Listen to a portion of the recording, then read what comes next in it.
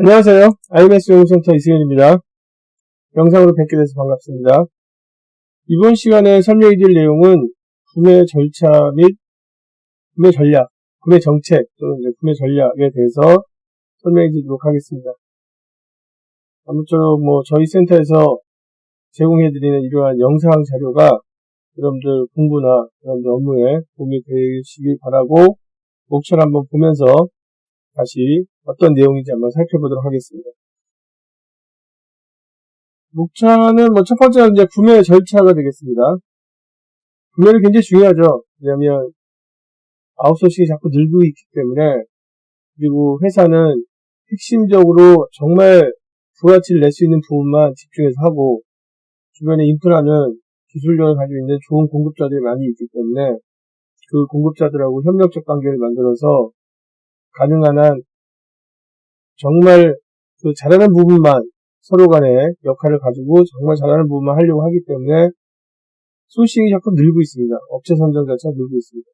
굉장히 많이 늘었죠. 지난 한 20, 30년 동안에 다양한 단어들이 나왔습니다. 구매와 관련돼서는 아웃소싱이라는 단어도 나왔고, 전략적 소싱이라는 단어도 나왔고, 그래서 구매는 이름도 이제 많이 새로운 용어들도 많이 왔지만 구매와 관련된 이름들도 많아져서 퍼체싱이라고 하기도 하고 프로큐어먼트라고 하기도 하고, 최근에는 미국에서는 서플라이 매니지먼트, 그래서 공급 관리 이렇게 합니다. 그래서 구매 담당자가 계약하는 방식도 굉장히 다양해졌지만 공급과 관련돼서는 업체를 선정할 때 이 업체는 그냥 우리가 물건이 필요할 때마다 그때마다 그냥 일회용 계약서를 가지고 구매한다. 이 업체는 이 업체가 만드는 제품 자체가 우리 쪽에서 굉장히 중요한 재료고 업체의 기술력이 좋기 때문에 이 업체하고는 장기적인 계약을 맺는다. 그리고 장기적인 계약을 맺을 때는 이러이러한 부분을 평가한다. 그런데 평가는 범위가 굉장히 넓고, 그리고 그 안에 품질도 있고, 그 다음에 생산 능력도 있고, 계획 체계가 어떻게 되는지도 있고, 공통의 어떤 플레이트를 할 수 있는지도 보고 하기 때문에 구매만큼 역할 자체가 많이 변한 그런 부서가 별로 없습니다. 구매 담당자는 예전에는 계약서 어떻게 쓰느냐, 원가 분석을 하느냐 이런 쪽에만 집중해 있었는데 지금은 그런 건 기본적으로 다 하고 업체에 대해서 품질 시스템이 어떻게 되는지도 알고 있어야 돼요. 물론 이제 품질 보증 부서와 같이 품질에 대해서 평가하긴 하지만 그래도 구매 담당자 알고 있어야 되고, 나중에 사인할 때는 구매 담당자 책임도 있으니까.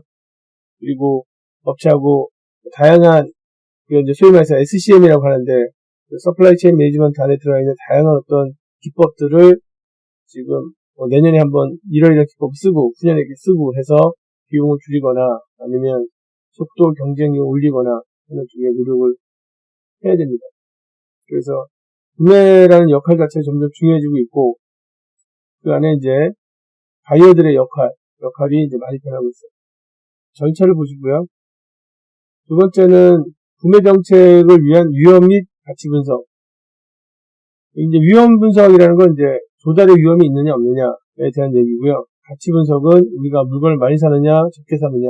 그래서 보통 업체에 대해서 관계를 갖기 전에 이 업체는 그냥 우리가 필요할 때마다 그냥 사고, 굳이 그 한 업체를 딱 쓰는 게 아니라 만약에 다른 신생 업체가 있거나 더 싸게 제공하는 업체가 있으면 그 업체는 거래하자라든가, 아니면 이 업체는 우리가 좀 신경을 좀 써서 여러 가지 혜택을 좀 주자. 그래야 물건을 좀 받아올 수 있다.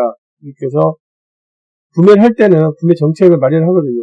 할 때 지금 조달의 위험이 어느 정도 있느냐, 그리고 우리가 물건을 많이 사느냐 적게 사느냐. 그래서 만약에 이제 우리가 물건을 많이 사는데 조달의 위험이 좀 높다. 그래서 우리가 원하는 제품을 공급하는 업체가 많지 않다. 그러면 장기적인 관계를 맺으려고 하고요.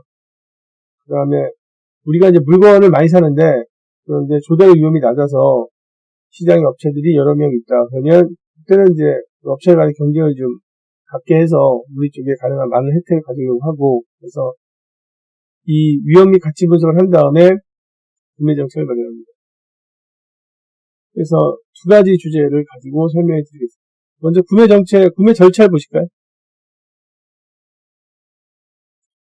우선 여기 이제 첫 번째 나오는 게 이제 구매 목적이 나왔는데, 네 가지가 나왔네요, 네 가지. 첫 번째가 사용자의 요구사항에 맞는 제품이나 서비스를 선택하고 요구사항을 정확하게 파악해야죠.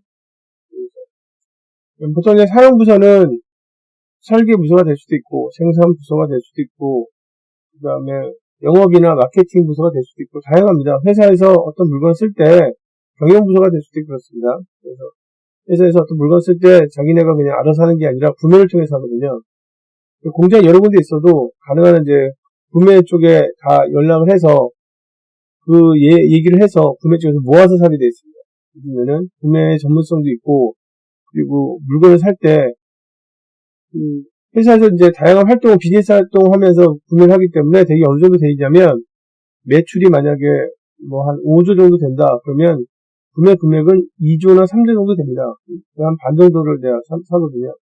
그래서 많은 양을 사기 때문에 전문성이 좀 있고 그리고 그런 요구사항들이 이렇게 뭉쳐야 그래야 경제적으로 좋은 물건을 살 수 있죠. 그래서 우선은 사용부서가 설계부서든 아니면 생산부서든 간에 필요한 것들이 있으면 그런 것들 구매 연락하고 그 과정에서 이제 뭐가 나오는 거냐면 우리 부서에서는 지금 현재 어떤 제품이 필요하다, 어떤 이제 서비스가 필요하다 이런 것들을 이제 얘기하죠.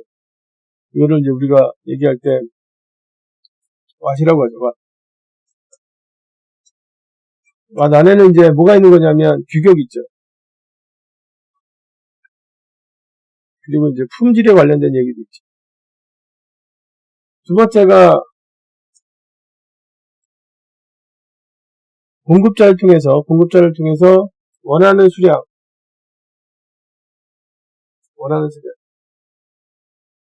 구매를 잘한다는 거는 우선은 필요한 수량만큼 산다는 거죠. 그리고 원하는 시기에 제품이나 서비스를 제공될 수 있게 하며 여기 이제 내용은 어떤 거냐면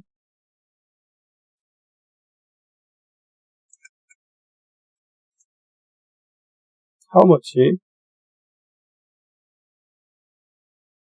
when이죠. 그래서 우리가 필요한 거를 우리가 딱 맞는 수량으로 그리고 이제 필요한 시점에 물건을 들여오게 하고 그리고 전체 비용을 최소화한다. 이게 이제 무슨 뭐 구매 담당자들이 항상 얘기하는 구매가 주로 잘 됐을 때 어떻게 되는 거냐면 필요한 물건이 좋은 품질의 업체를 통해서 좋은 품질의 물건이 필요한 시기에 필요한 수량만큼 딱 들어오는데 전체 비용을 최소화하게 들어온다 그러면 우선 뭐 구매는 잘하고 있다.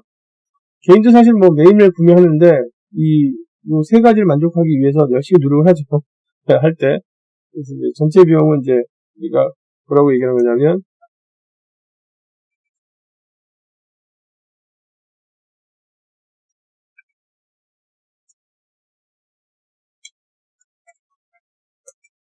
TCO라고 합니다. 전체 비용 얘기 잠깐 말씀드리면 보통은 여기 이제 업체가 있고요. 그 다음에 이쪽에 이제 우리가 있습니다. 쓰는 쪽. 그리고 이제 우리 쪽에서는 이제 구매를 담당하는 바이어가 있는 거고.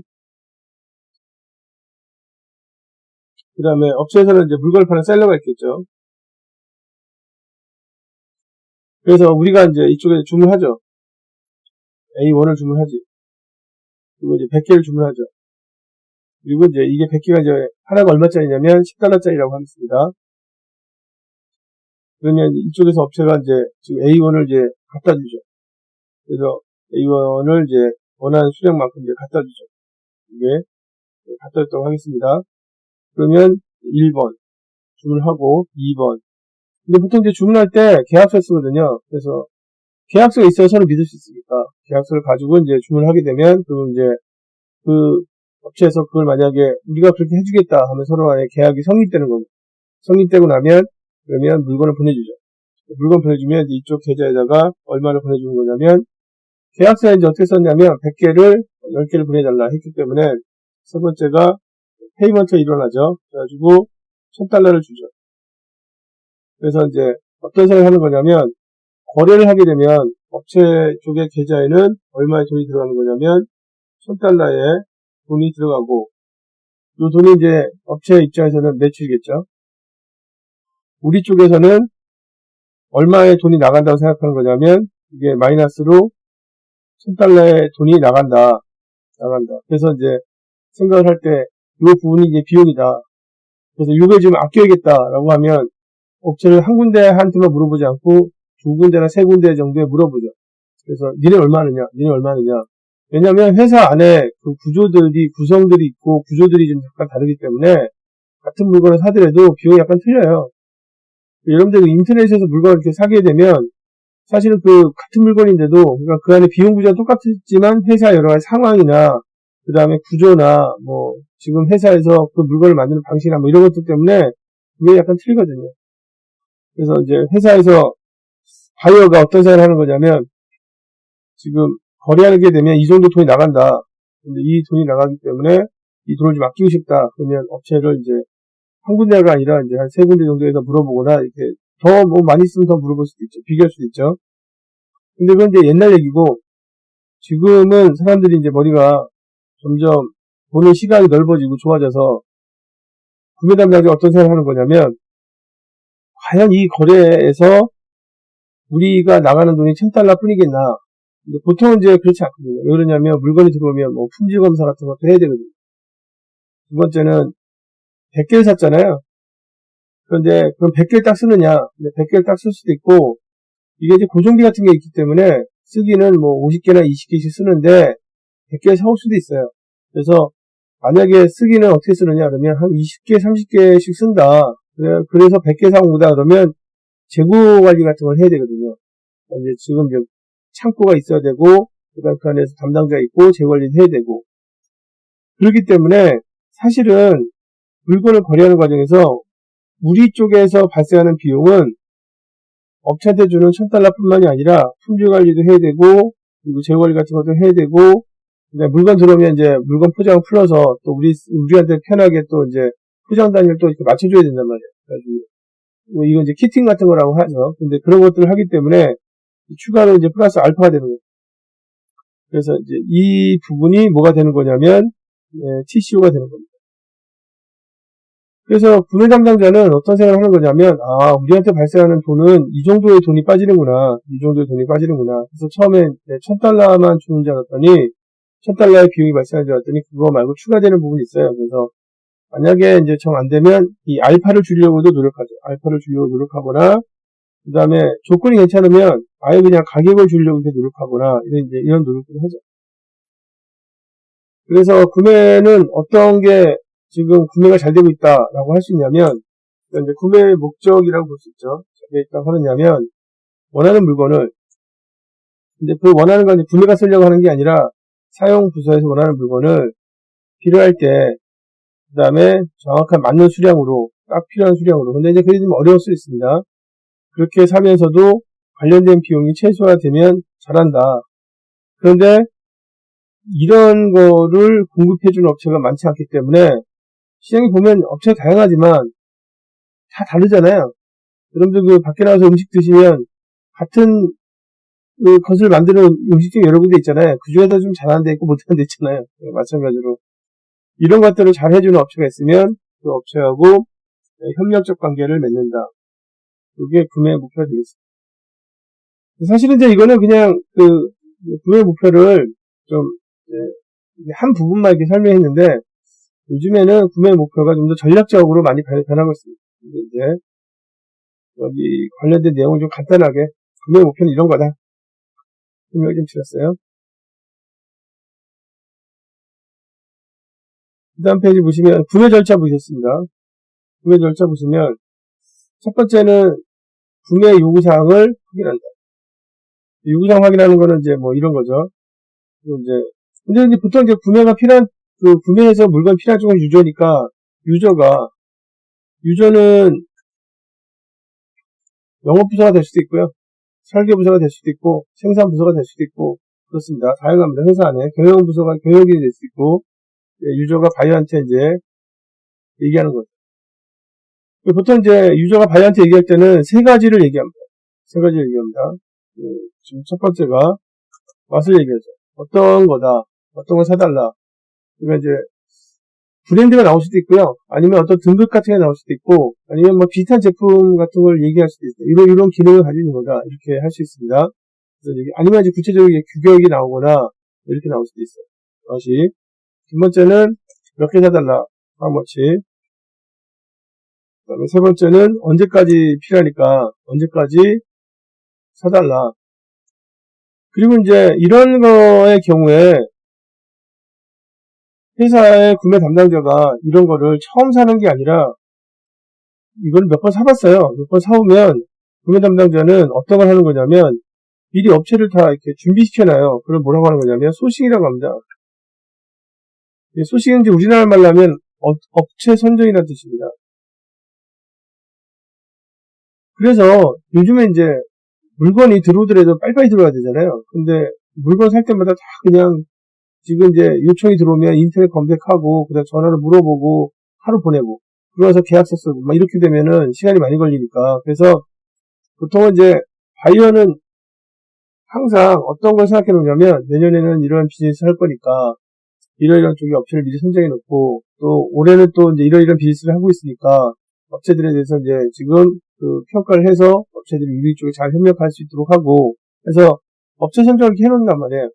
그래서 구매 담당자가 하는 가장 중요한 일이 이 소싱입니다.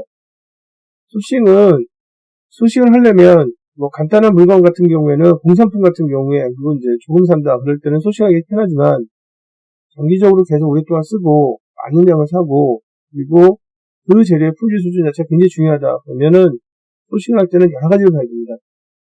이제 그런 걸 할 수 있도록 이제 구매 담당자한테 교육 및 훈련 같은 게 들어가는 건데 여간에 소싱을 해놓기 때문에 만약에 어떤 필요한 것들이 생기면은 바로 진행할 수 있어요. 바로 진행할 수 있는데 그런데 이제 신제품 개발에서 쓰는 어떤 소재 같은 거라든가 아니면 어떤 부품이나 뭐 반제품이나 신제품 개발에 필요한 장비라든가 이런 것들은 소싱이 안 돼 있을 수도 있습니다. 처음 하는 겁니다. 그래서 이제 요구사항이 나오게 되면 그 다음에 처음 하는 경우에는 만약에 이제 그게 한 석 달 전에 샀던 거고 작년에도 요맘때쯤에 샀던 거고 하게 되면 소싱이 돼 있기 때문에 그냥 업체한테를 통해서 들어오면 됩니다. 그러면 되는데 처음 사는 거다. 그러면 두 번째가 이제 견적이나 제한 요청하죠. 견적이나 제한 요청을 이제 우리가 뭐라고 하는 거냐면 이렇게 얘기합니다. 견적 또는 제한 요청. 견적 같은 경우에는 그래서 이제 솔리시테이션은 원래 두 가지가 있습니다. 두 가지가 있는데 아니면 두 가지 말고도 정부에서 이제 하는 경우도 있어요. 뭐 입찰 요청 같은 것도 있는데 크게 보면 뭐 두 가지 정도로 볼 수 있는데 하나는 RFQ가 있고요.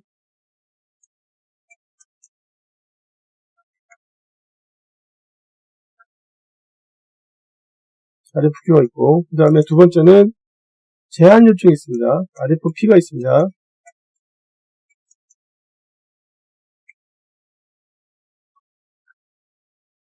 이렇게 돼 있어요. 두 가지가 있습니다. 통상 이거 말고도 뭐 이제 정부 같은 경우에는 관련된 정부에서 조달청이 있잖아요. 조달청이나 아니면 뭐 각 그 부서별로 이제 부서별 책임을 가지고 대사는 뭐 물건들이 있는데 그 물건들을 할 때 공시를 해요. 그래가지고 이런 거 필요하니까 입찰 한번 해봐라. 이런 서비스가 필요하니까 뭐 이런 제품이 필요하니까 입찰 해봐라 이렇게 이제 할 수 있습니다. 그런데 통상 이제 우리가 기업 안에서 이 요청을 할 때는 두 가지 중에 하나가 떨어지죠. 그 중에 하나 떨어지는데 여기서 RFQ는 뭐냐면 규격이 좀 분명한 아이템의 경우에 RFQ가 나옵니다. 그래서 RFQ에서는 궁금한 게 뭐냐면 가격만 궁금한 거예요. 가격만. 그래서 이러이러한 물건을 사려고 하고 이 수량을 사려고 하는데 그런데 이제 가격을 얼마 해주겠느냐 가격만 묻는 거고 RFP 같은 경우에는 좀 복잡한 거니까 아니면 시스템 같은 걸 깔거나 복잡한 서비스 뭐 이런 거예요. 그래서 우리가 새로 정보 시스템 같은 거 깔려고 하는데 만약에 우리 회사를 위해서 깔아준다면 어떻게 할 건지 한번 제안을 한번 해봐라 이런 겁니다. 하여튼 만약에 이제 소싱이 안 돼 있으면 소싱이 돼 있으면 이제 업체 사면 되는데 소싱이 안 돼 있으면 업체를 통해서 이제 이렇게 지금 수배를 해야 되니까 업체를 찾아야 되잖아요. 업체를 찾아야 되니까 솔리시테이션 하죠. 근데 이제 찾았는데 업체가 많으면 다행인데 업체가 한 군데밖에 없다. 이거는 국내에서 해줄 수 있는 데가 이런 뭐 장비 같은 걸 만들거나 시스템을 깔아주는 데가 한 군데밖에 없다. 그러면은 이제 이 전체적으로 이제 구매할 때 어려움이 좀 있겠죠. 그래서 만약에 업체가 이렇게 한 세 군데 정도 있다. 그래서 1번 업체 있고 S1 있고 S2도 있고 S3도 있다. 그러면 이제 여기 있는 업체로부터 다 받아서, 제안서를 받아서 비교할 수 있잖아요. 그죠? 그렇게 할 수 있는데, 근데 만약에 이제 업체가 그 물건 살 때 업체가 한 군데밖에 없다. 그러면 이제 우리가 여기 이제 우리 쪽입니다. 우리 쪽. 이제 한 군데밖에 없다. 그 업체가 한 군데밖에 없다. 그래서 우리가 살려는 장비가 있는데 그 장비를 국내에서는 해외에서는 살 수가 없어요. 시간이 너무 많이 걸려서. 그런데 이제 국내에서 조달을 해야 되는데 국내에서 살 수 있는 곳이 한 군데밖에 없다. 그러면 우리 입장에서는 바이어 입장에서는 약간 깝깝하죠. 그래서 그때는 바이어가 가서 이제 얘기해야 돼요. 이래저래 해서 우리가 이런 용도로 필요한데 이게 한 40일 만에 준비가 되겠느냐, 그리고 금액은 이 정도 맞춰줄 수 있겠느냐. 그래서 보통은 이제 여기처럼 첫 번째 케이스처럼 업체가 많으면 그럼 뭐 하면 되는 거냐면 입체를 보면 됩니다.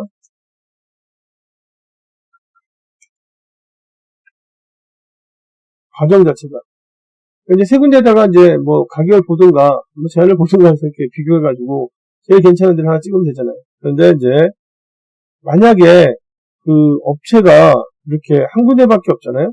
그럼 우리가 직접 가야 돼요. 가서 이제 협의를 해야 되죠. 그래서 이렇게 되면은 협의를 해야 됩니다. 그리고 이제 이때는 누가 갑이 되는 거냐면 협의를 할 때는 누가 이제 주도권을 갖는 거냐면 공급자가 주도권을 갖는 거죠. 공급자가. 그 다음에 이제 경쟁 입찰할 때는 당연히 바이어가 주도권을 갖는 거죠. 쓰는 중에서 주도권을 갖는 거죠. 그러니까 바이어는 이제 아무래도 이렇게 입찰 조건이 되면은 프로세스 자체를 좀 이렇게 일반화시켜서 뭐 그거를 온라인상에서 비딩을 한다든가 뭐 이렇게 할 수도 있어요. 근데 바이어는 아무래도 이럴 때 역할을 해줘야겠죠. 업체한테 가서. 근데 그게 만약에 이제 국내 업체도 아니고 전 세계 이렇게 수배해보니까 한 군데밖에 없어. 그러면 그 업체까지 가야 되죠. 가서 이제 자기 상황을 얘기하고 해야 되죠. 그래서 지금 세 번째 절차가 뭐냐면 경쟁 입찰 통해서 업체를 선정하거나 제안 요청한 다음에 이제 업체가 들어오면 아니면은 특정 업체와 이제 구매 관련해서 협상을 한다. 그래서 이제 이게 끝나고 나면 계약서 쓰죠. 계약서 씁니다. 여기는 잠깐 여기 밑에 치우겠습니다. 지우고 여기도 뭐 치우 되겠네요, 그죠? 어차피 뒤에 다 나온 얘기니까. 그 다음에 이제 하는 게 이제 뭐냐면 계약을 체결한다. 그래서 이제 계약을 쓰고 나서 그 계약서 안에 계약은 이제 법적 문서니까 서로 간에 이제 구성력이 생기거든요. 계약을 서로 간에 쓰고 그 다음에 합의를 해버리면 그러면 이제 그 거래는 구속력을 갖는 거래가 되는 거예요. 그래서 법적 문서니까 계약서가. 그래서 그거 가지고 서로 이제 이행을 하게 돼 있죠. 계약을 쓰고 그리고 이제 계약을 하고 나서 이행한다. 계약 이행을 하고 그다음에 영수 처리하고 업체 평가한다.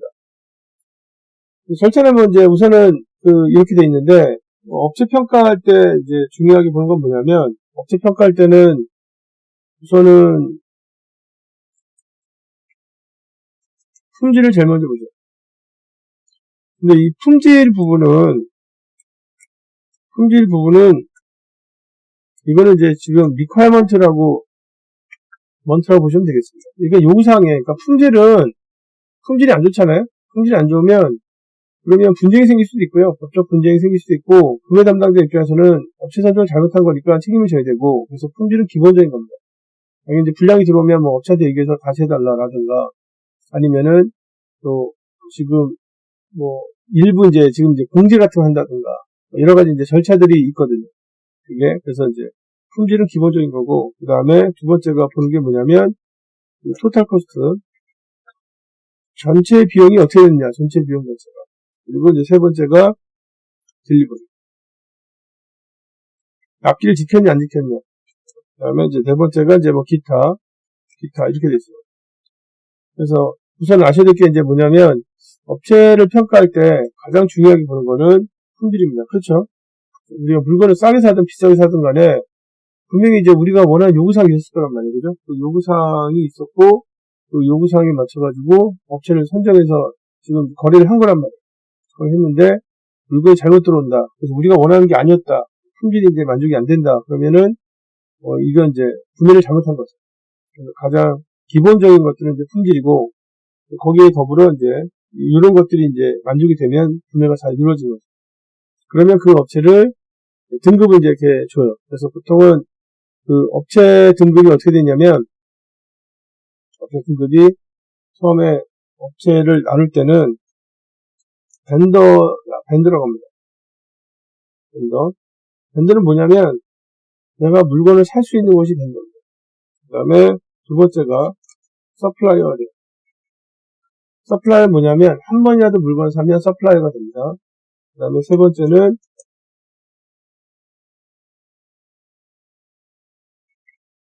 퀄리파이드 서플라이는 뭐냐면, 내가 한번 사보니까 괜찮아요. 괜찮아서 우리가 이제 지금 이제 이렇게 좋다고 인정해주는 자격을 갖춘, 우리랑 거래할 수 있는 자격을 갖춘 업체라고 합니다. 지금 우리하고 거래할 자격을 가진 업체는 다시 또 등급을 나눠요. 그래서 이제 어프로브드 서플라이어 나누거나 또는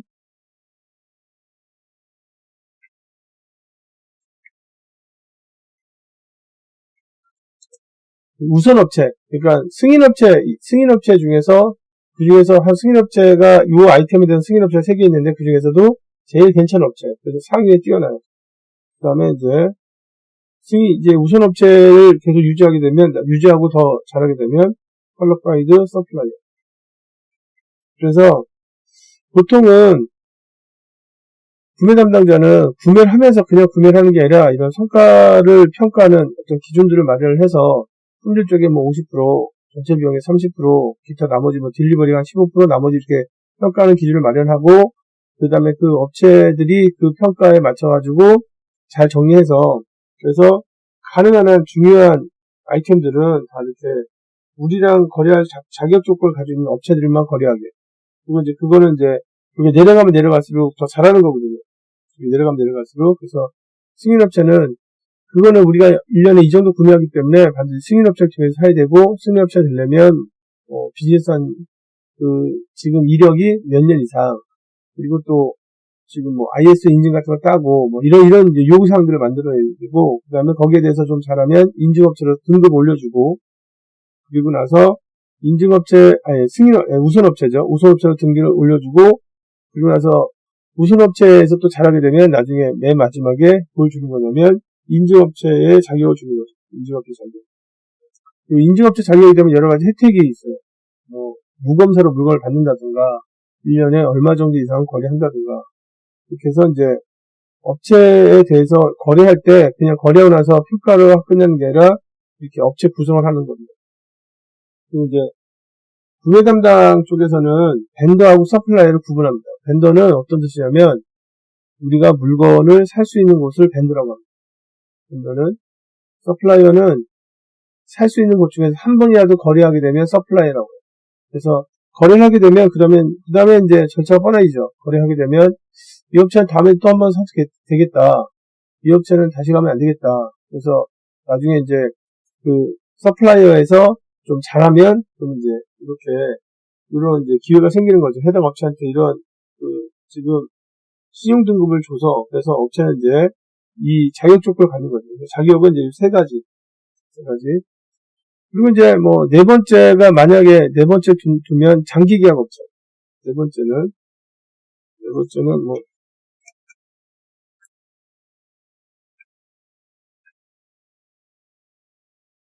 장기 계약 업체.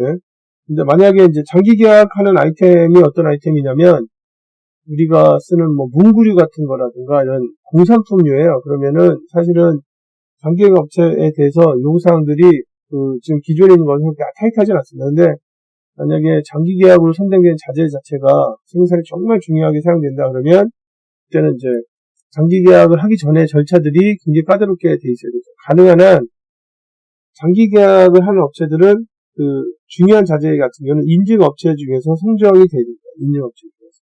그래서 인증업체가 한 두 군데 있는데 그중에 이제 한 군데를 딱 찍어서 장기 계약으로, 그래서 이 정도 물량으로 간다. 이 모델은 항상 이 업체를 통해서 간다. 이렇게 만들어줘야 됩니다. 그리고 이제 업체를 이제 단일화해서 쓰는 거는 지금은 일반화되어 있습니다. 우리나라는 좀 그렇지 않아요. 그러니까 우리나라 구매는 좀 아직은 가불관계입니다. 순수하게 가불관계, 고객하고 공급자 관계.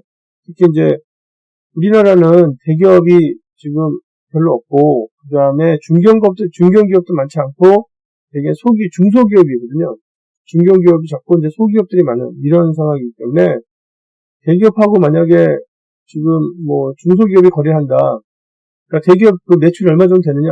매출이 지금 한 30조 된다. 중견기업은 어떻게 되느냐? 8천억 정도 된다. 그러면 굉장히 작은 업체거든요. 거래한다 그러면 사실 가물관계죠. 이거는. 그래서 이제 한 업체를 뭐 이렇게 딱 두고 한다든가 하는 게 아니라 캐파도 안 돼요. 그래서 이제 업체를 2개나 3개 정도 쓰거나 이렇게 하고, 그 다음에 또 회사도 정책적으로 회사의 경영지 정책적으로 어떻게 하냐면 2호나 3호나 같은 걸 원한단 말이죠. 그렇기 때문에 이제 그 구성이 구매 쪽은 이제 이게 약간 여기 그 교과서나 여기서 다루는 거 약간 다른데 SCM 얘기를 이제 많이 하거든요. 구매할 때. 근데 약간 다르긴 한데 통상은 일본이나 독일이나 뭐 미국에 있는 회사들은 업체를 정할 때 여러 군데 정하지 않습니다. 그래서 만약에 뭐 물류 서비스다 그러면 물류 서비스 한 업체, 그 다음에 서비스도 다 한 업체를 가지고 이제 다 운영을 해주는 거예요. 그 다음에 그 어떤 특정한 재료다 그러면 그 특정한 재료도 이제 한 업체 이렇게 해야 됩니다. 하여튼 뭐 이제 구매 절차는 이제 이렇게 돼 있습니다. 그거를 이제 잠깐 설명을 드리는 거죠. 구매 절차 중에서 이제 요구사항 확인. 아까도 말씀드렸지만 보통 이제 사용부서가 바이어한테 얘기하는데, 요구사항이 들어올 때는 통상 가장 이제 일반적인 문서 중에 하나가 구매 요청서입니다. 구매 요청서에는 이제 3가지 정도 들어가 있어요. 어떤 물건을 사달라. 근데 이제 그게 규격이거든요. 그 다음에 두 번째, 언제까지 사달라. 몇 개 사달라. 이제 3가지 정도 들어가 있죠. 그 다음에 또, 이 재고 품목인데, 그 뭐 소모품이라든가, 아니면은 꾸준하게 쓰는 물건이다.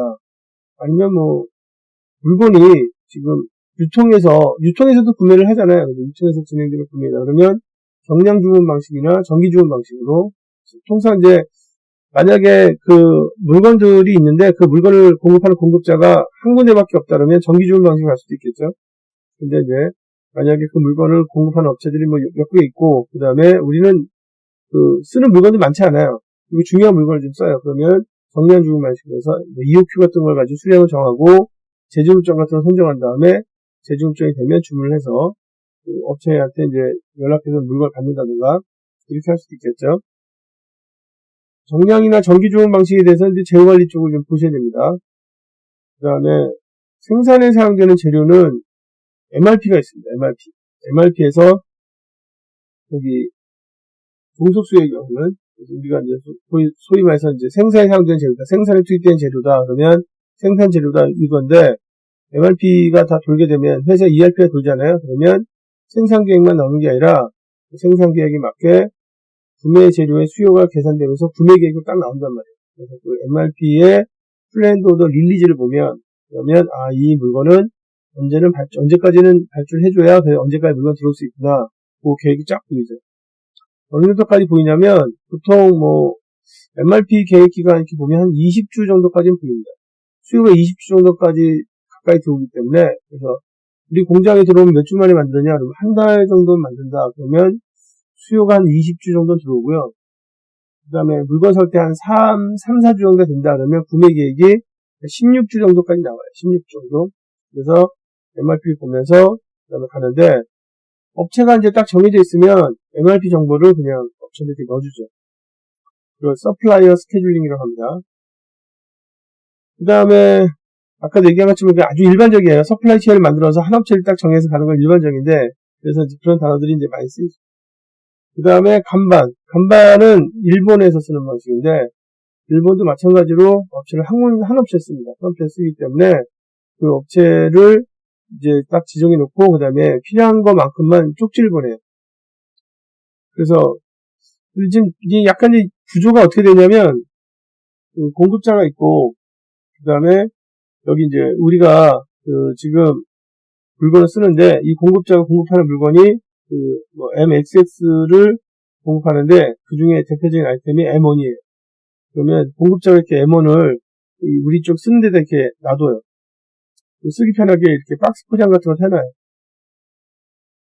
그리고 이제 만약에 우리가 이 물건을 쓰잖아요. 그래서 2박스 쓰잖아요. 그러면 2박스가 이렇게 신호가 들어가요. 신호가 들어갈 때 이때 이제 그 신호체계, 수요가 몇 개 발생했다 하는 신호체계가 간반입니다.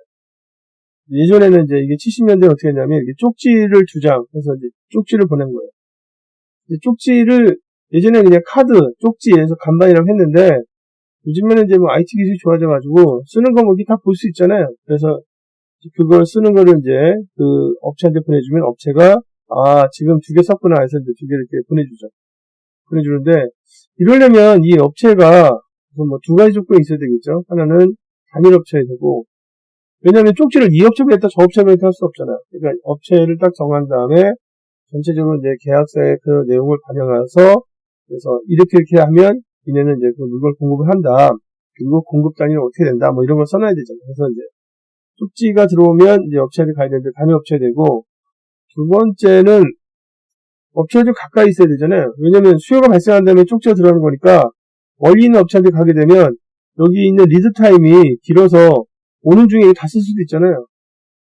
그래서 보통은 일본의 경우에는 그 여러분들이 좀 잘 이해가 안 되실 수 있는데, 업체가 만약에 지금 이제 우리 쪽이랑 거래하게 되잖아요. 근데 그 거래량이 되게 많아요. 전체 이제 요 제품군에 대해 이 재료들의 그 제품군에 대해서 거래하는데 물량이 많아요. 그러면 업체가 우리 회사 근처로 이사를 와요.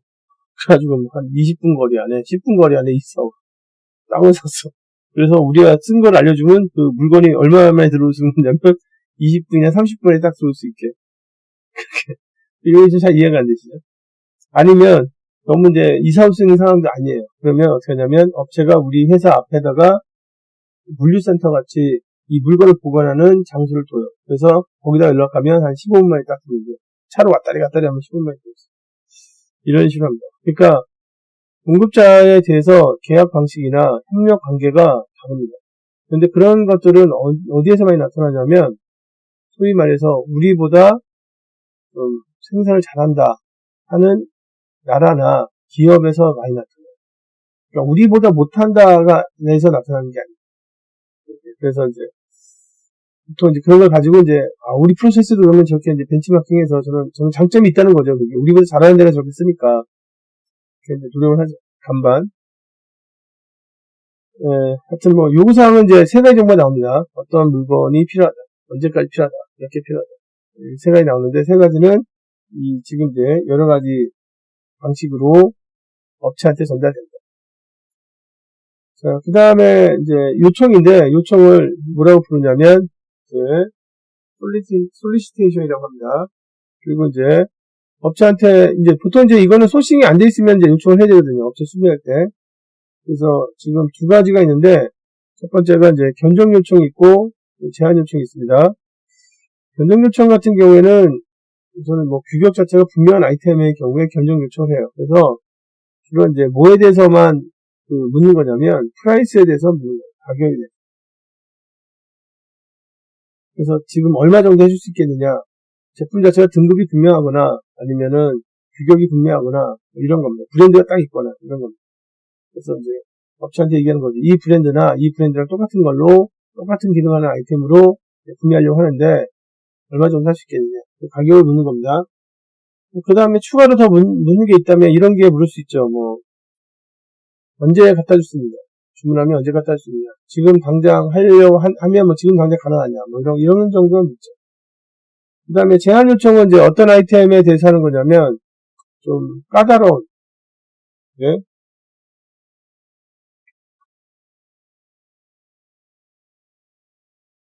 서비스에 대해서. 그래서 이제 복잡한 제품이나 서비스 같은 거에 대해서 하는 겁니다. 뭐 시스템을 깐다든가 아니면은 제품 자체가 주문품이라든가 이럴 때는 제한 요청을 하는 겁니다. 그래서 용도가 약간 틀리죠. 그런데 이제 아까도 얘기했던 것처럼 이런 거를 하게 되면 절차가 길어지잖아요. 업체 평가도 해야 되고 뭐 이러니까.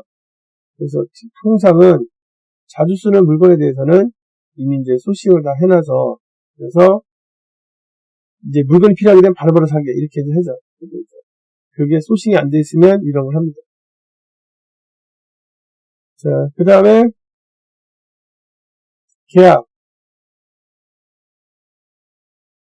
계약서는 보통은 이제 계약서는 세 가지의 요구사항이 있습니다. 계약은. 우선은, 지금 이제 계약을 쓸만한 사람들이 써야 돼요. 어른들이 쓰는 거고, 두 번째는, 계약은 항상 대가가 있습니다. 그래서 어떤 물건을 주면 어떤 물건을 보내주겠다라든가, 어떤 물건을 주면 얼마를 주겠다라든가, 대가가 들어가 있고, 세 번째는 이제 적법한 일에 대해서 계약서를 쓸 수 있습니다. 거꾸로 말하면, 이 세 가지만 만족되면 계약서예요. 그래서 계약서는 자유양식입니다.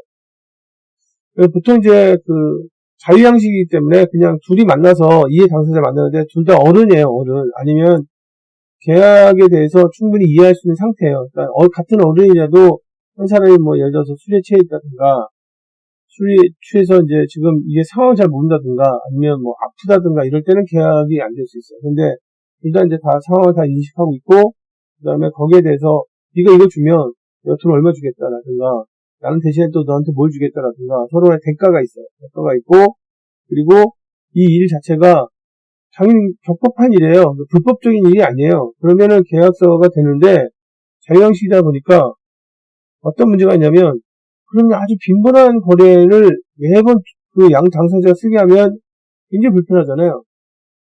그 빈번한 거래라는 게 뭐 자동차 거래라든가 상품 거래라든가 아니면 뭐 주택 거래라든가 이런 것들이 지금 계속 일어났는데 그런 거 할 때마다 그냥 양 당사자가 알아서 쓰고 맨 밑에 만약에 어기게 되면 가까운 뭐 지금 법원에 가서 지금 그거에 대해서 손해배상을 청구한다 이렇게 하게 되면 너무 불편하잖아요. 그래서 그냥 지금 이제 계약서의 일반적인 내용들을 담은 그 표준계약서가 아닙니다. 그냥 일반적인 내용들을 담은 가이드라인 형태의 계약서를 이렇게 마련해 주는 거예요.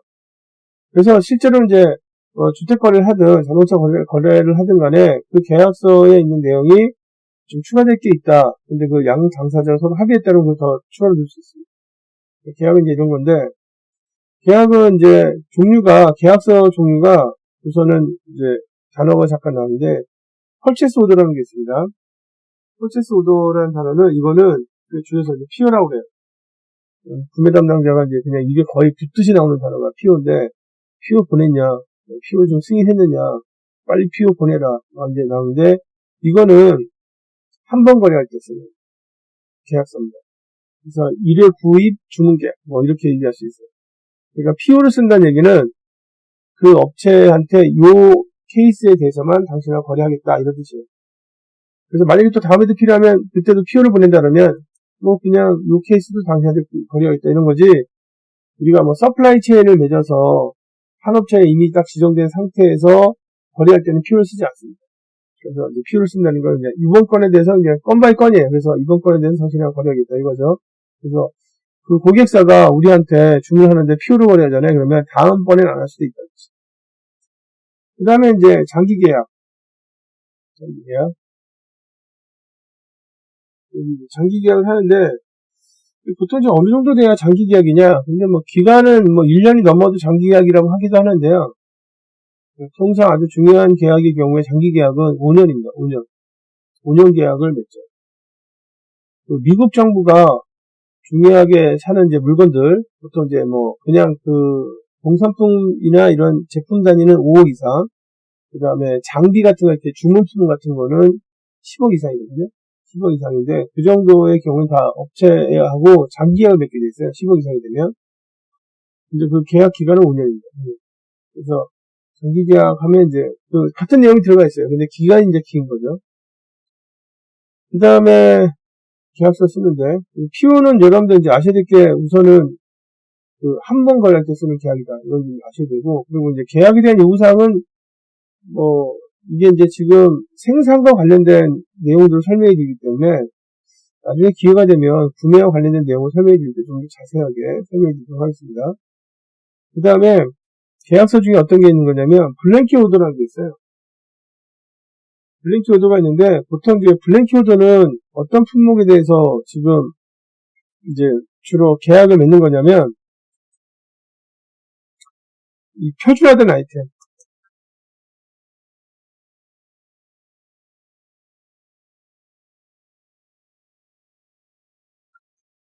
아이템에 대해서 표준화된 아이템이나 또는 뭐 서비스에 대해서 이제 맺는 게 지금 이제 블랭키 오더예요. 그러니까 예를 들어서 이제 우리가 뭐 사무실에서 사무 업무를 많이 보는데 주로 이제 지금은 다 EDI로 이제 정보 전달을 하잖아요. 근데 EDI로 정보 전달 하더라도 아직까지는 하드카피로 좀 복사를 해요. 근데 업무를 되게 많이 해요.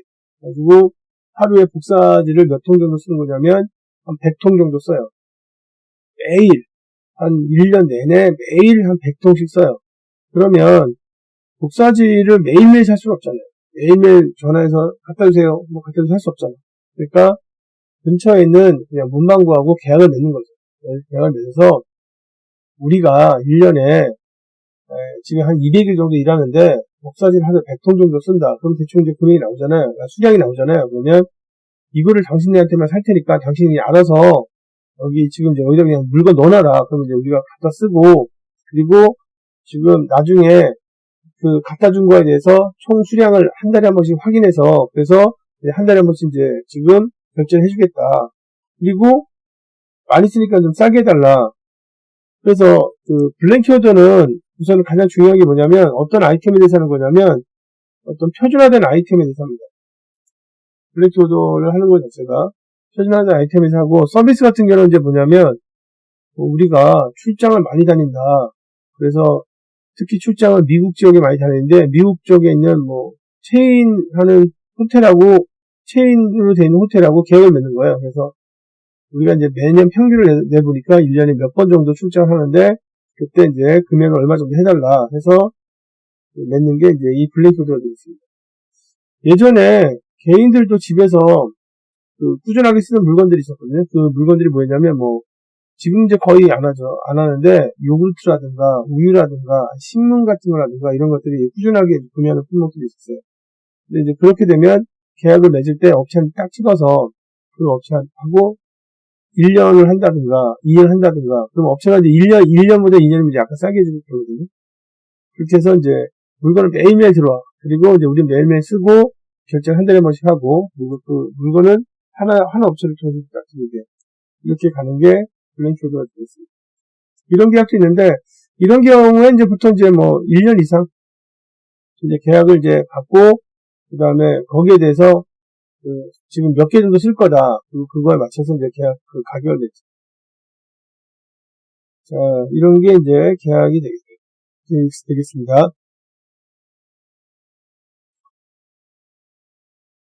자, 그 다음에 이제 계약서 종류인데, 계약서 종류는 두 종류가 있거든요. 두 종류가 있는데, 계약서 종류는 뭘 가지고 나누는 거냐면, 이거는 이제 계약서 종류를 나누는 거는 미국 정부에서 나누는 겁니다. 미국 정부에서 이제 나누는 기준이고요. 여기 이제 업체가 있고, 그 다음에 이쪽에 이제 우리 쪽이 있죠. 그리고 이제 거래를 서로 할 거 아니에요. 그죠? 거래를 서로 하는데, 계약서를 종류를 나누는 기준은 뭐냐면, 실제로는 이제 거래할 때 세 가지는 이미 나와 있는 거 아니에요. 어떤 물건을 언제까지 몇 개 보낼 것이냐, 이건 나온 거잖아요. 근데 결정되지 않은 게 가격이거든요. 가격 결정을 누가 하느냐, 가격 결정 누가 하느냐. 그래서 가격 결정을 고객이 한다. 그래서 이제 업체한테 얘기하는 거죠. 내가 지금 물건 사려고 하는데 그게 $10로 난 그냥 결제할 테니까 그 $10에 지금 해줄 수 있느냐 없느냐. 그러면 지금 이제 계약이 고정 가격 계약입니다. 그러니까 가격 결정을 고객이 한다는 얘기는 고객이 갑이라는 얘기죠. 그래서 업체에 대해서 이제 한 3개 업체에다가 얘기해서 $10에 사려고 하는데 물건은 10,000개다. 근데 $10에 사려고 하는데 $10 해줄 수 있는 업체는 나한테 들어와서 해달라. 이렇게 하는 거죠. 그리고 이제 고정 가격 계약은 다시 이제 여러 종류가 있어요. 그래서 왜냐면 계약 기간이 다양하니까, 그리고 해당 품목도 이제 다양하니까. 그래서 나중에 가격 조정이 가능한 고정 가격 계약이 있을 수도 있고, 아니면 이제 인상률이 있으면 인상을 반영하는 고정 가격이 있을 수도 있고, 또 인센티브 같은 게 이제 반영되는 고정 가격이 있고, 아니면 이제 고객 입장에서는 제일 간단한 고정 가격이 뭐냐면, 이런 고정 가격이 가장 간단하겠죠. 고객 입장에서는.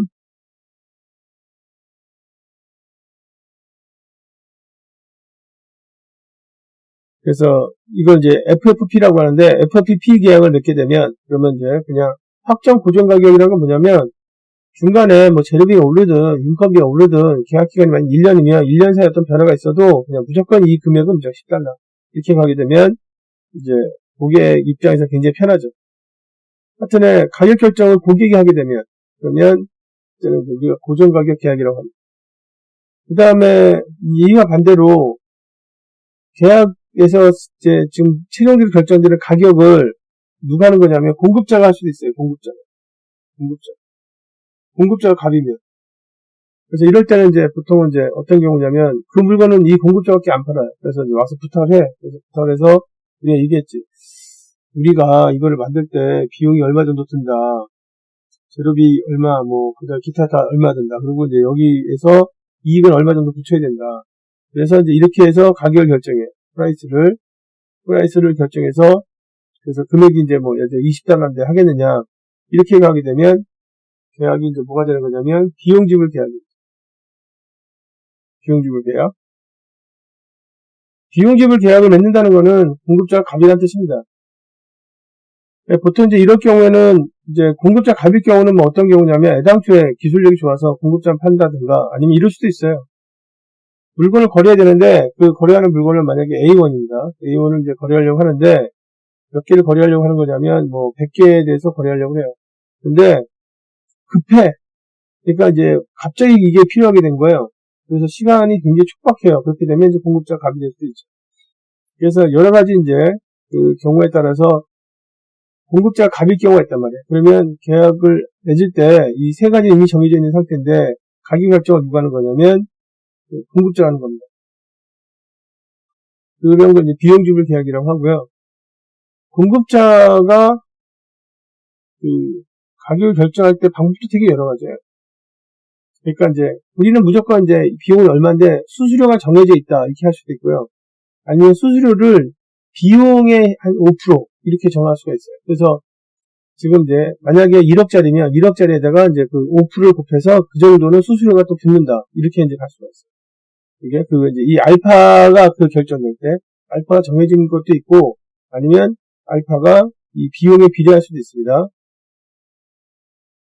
아니면은 이제 비용을 반반 부담한다든가 이렇게 할 수도 있고 그냥 비용만 딱 드는 경우도 있고 이게 종류가 여러 가지가 있어요. 여러 가지가 있는데 여간에 공급자가 주도권을 가질 때는 공급자가 가격을 결정한다. 그런 계약을 비용지불 계약이라고 합니다.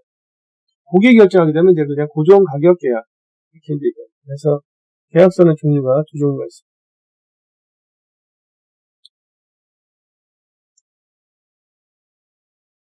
그 다음에 이제 업체평가인데요. 업체평가는 앞에서 설명드린 것처럼 가장 중요하게 보는 건 품질입니다. 가장 중요한 게 품질을 가장 중요한 문제. 품질은 만약에 문제가 생기면 그거는 구매 담당자도 책임지게 돼 있어요. 장기 계약을 맺는 과정에서 그 품질 쪽에서 가이스가 사인을 같이 했다 그러면 품질도 책임지게 돼 있습니다. 업체 당연히 평가가 낮아지는 거고 거래가 안 될 수도 있습니다. 나중에 거래 중단 업체를 딱 찍힐 수도 있어요. 품질이 굉장히 중요하고 그 다음에 이제 두 번째는 이제 전체 비용. 그래서 가격만 보는 게 아니라 가격에 대해서 아까 말씀드렸던 것처럼 가격에다 플러스 알파. 그래서 전체 비용이 어떻게 되느냐. 그래서 전체 비용 같은 거 볼 수 있고요. 그 다음에 납기 준수, 온타임. 그리고 이제 기타는 이제 뭐냐면 기술 지원 같은 걸 했다든가 아니면 추가 서비스 같은 걸 해줬다든가 교육 같은 걸 해줬다든가 아니면 아이디어 같은 걸 제공했다든가 이런 것들이 이제 추가로 되는 겁니다. 그래서 보통은 이제 우리가 업체 평가할 때 중요하게 보는 게 QCD라고 하죠. QCD. 그 세 가지를 가지고 평가하는데 그 중에 가장 중요한 건 품질 되겠습니다. 업체 평가할 때.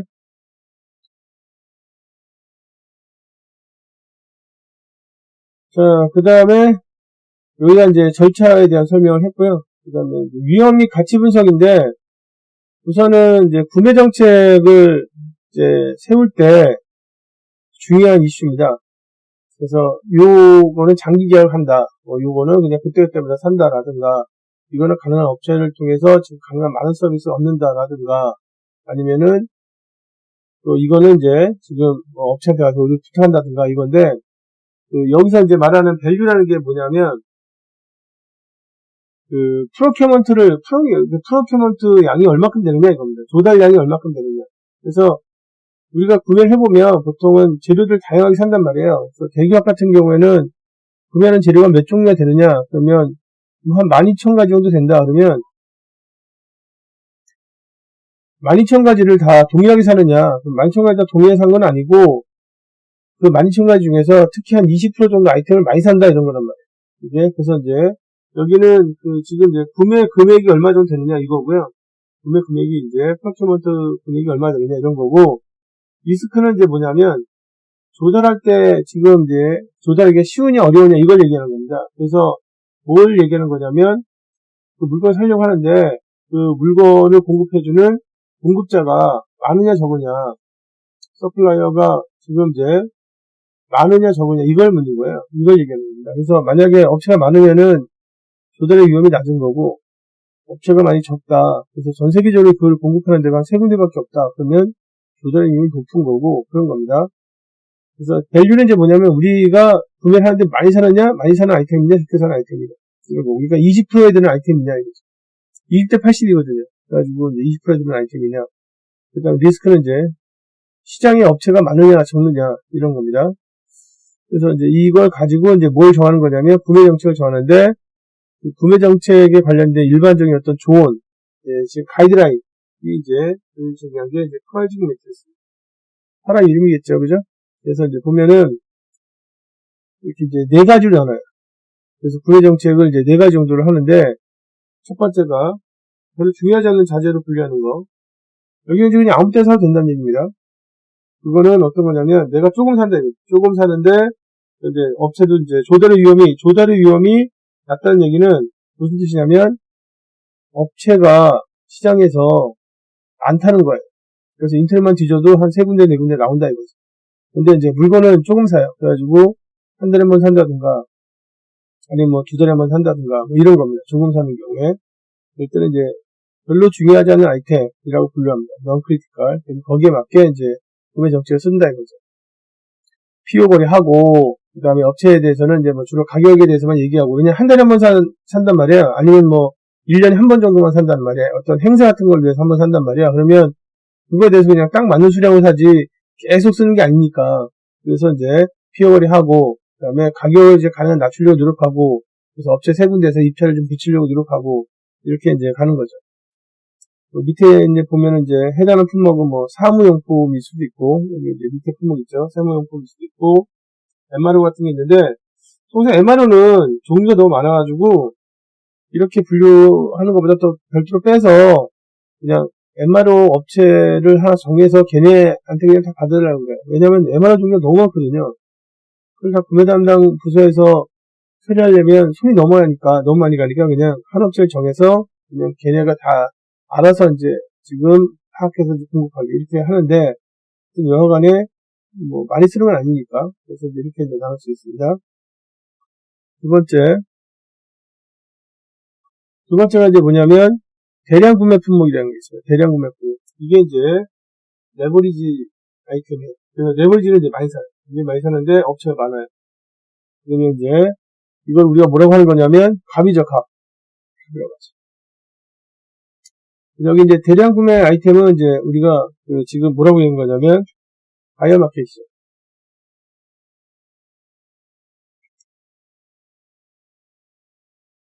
바이어 마켓. 바이어 마켓에서 이제 바이어 시장이니까 바이어가 갑이라는 뜻입니다. 그래서 이제 지금 가능한 바이어가 업체들한테 이제 많이 사니까 업체들 인기가 많겠죠. 그래서 업체들 요구사항들을 막 해요. 뭐 재관리 해달라든가 포장을 지금 이제 맞춰달라든가 이렇게 합니다.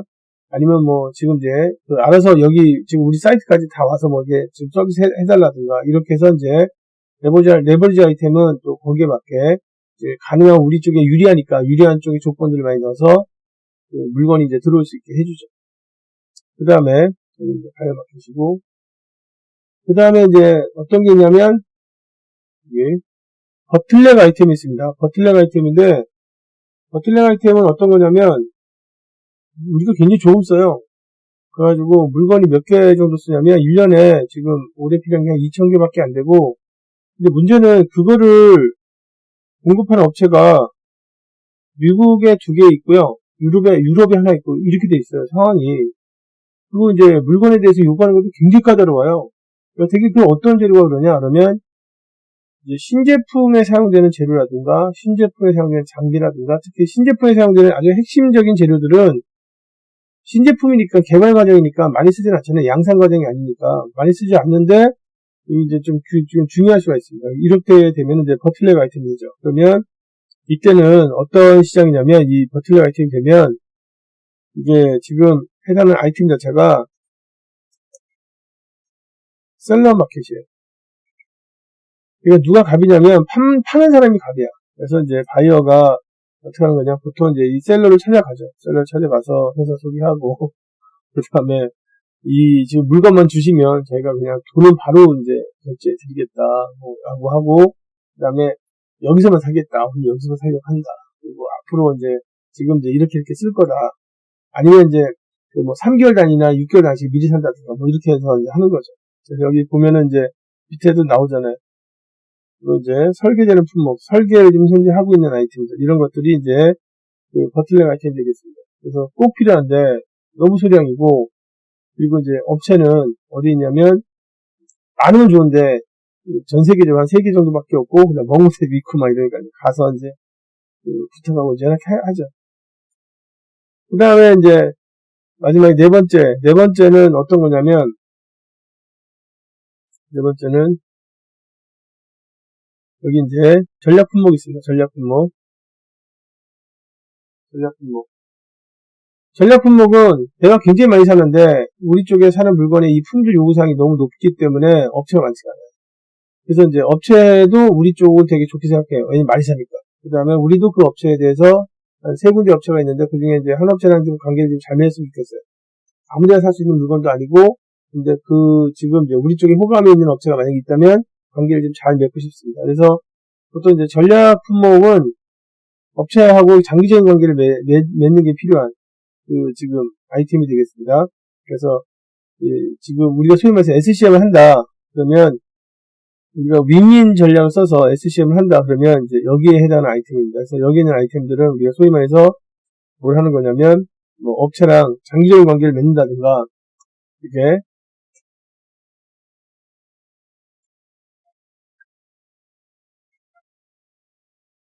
식을 통해서 그래서 결국 이제 뭘 만들어야 되냐면 윈윈 관계를 만드는 게 바람직한 SCM 관계를 만드는 게 이제 바람직한 아이템이 여기에 해당하는 아이템이 되겠습니다. 그래서 여기에 맞게 이제 정책을 쓰죠. 계약 방식은 어떻게 하고 합의서는 어떻게 작성하고 합의서 작성하고 나서 그 다음에 실제 어떻게 정보 교환을 하고 그리고 만약에 재료비나 뭐 인건비나 이런 변화가 생기면 그걸 어떻게 이제 서로 합의를 해서 많이 반영을 하고 이런 것들을 이제 써주죠. 그래서 지금 구매를 할 때는 4가지 정도를 나눠서 구매를 하는데 자, 여기서 이제 잠깐 설명해 드리면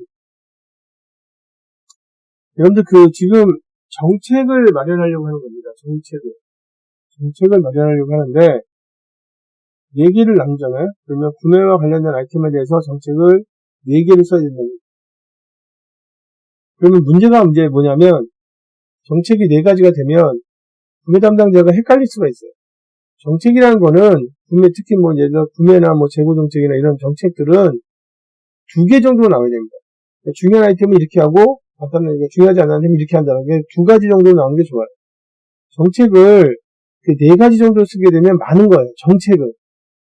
이게 뭐 어떤 절차도 아니고 정책이니까 큰 원칙이잖아.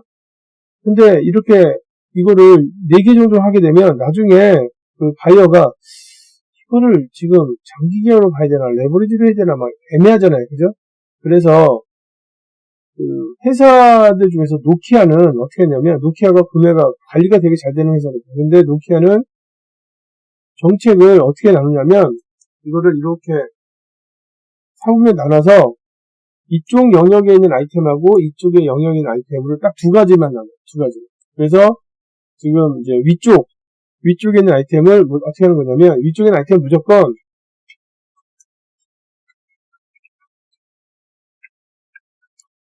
스트래티직 소싱을 해라 이렇게 합니다. 그게 무슨 얘기냐면 소싱은 무슨 뜻이냐면 업체 선정인데 앞에 전략적이라는 얘기는 장기적 이런 뜻이니까 장기 계약을 맺어라. 그러니까 이 해당하는 물건에 대해서 나름대로 기술력을 가지고 있고 계속해서 투자를 하고 장기적인 안목을 가지고 있는 공급업체를 정해서 그 업체랑 장기 계약을 맺어라. 그래서 이렇게 딱 얘기하고요. 얘기한다. 그러니까 이제 여기 품목, 그러니까 거기에 맞게 정책 두 개를 만든 거예요. 그 다음에 밑에 쪽은 어떻게 하냐면, 밑에 쪽은 어떻게 정책을 가져가는 거냐면, 이렇게 가져가요.